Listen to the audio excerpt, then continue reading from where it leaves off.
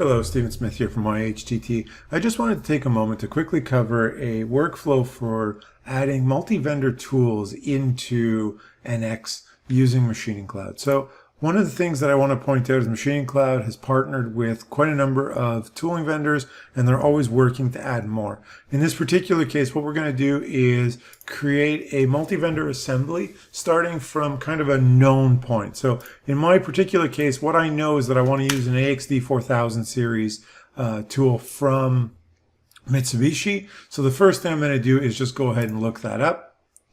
So I can grab, say that I'm interested in this one here.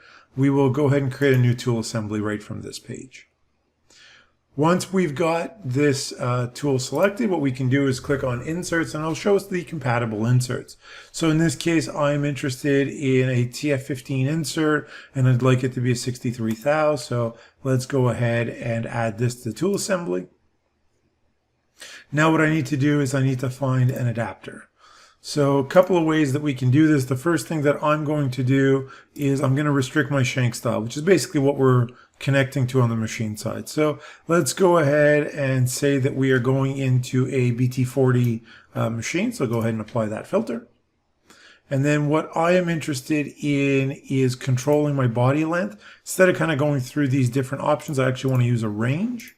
So I'm interested in holders that are between 2.8 and 3.66 inches. So go ahead and apply that. And what we see is that I've got these Seco tools that are available to me. So I will go ahead and select this one. We'll add it to our tool assembly. Now I will give this a tool number. So let's go ahead and use tool 25.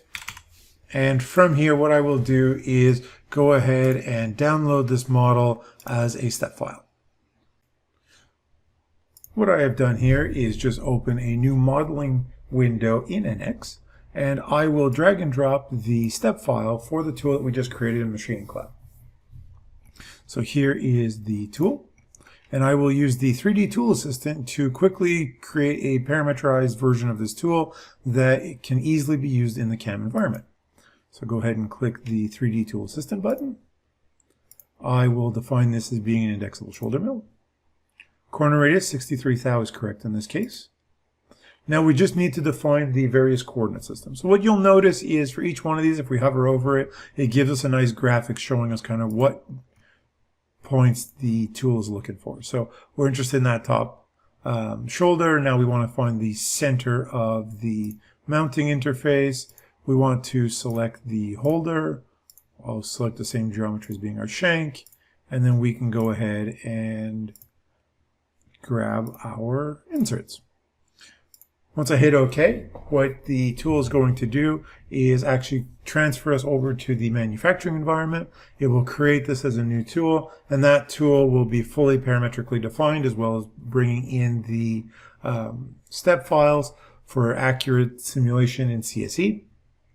From here, it'll be very quick and easy for us to bring this data into our library and then use it as we typically would.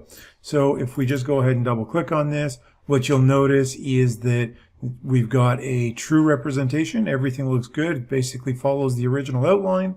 And from here, we can go ahead and export this tool to a library.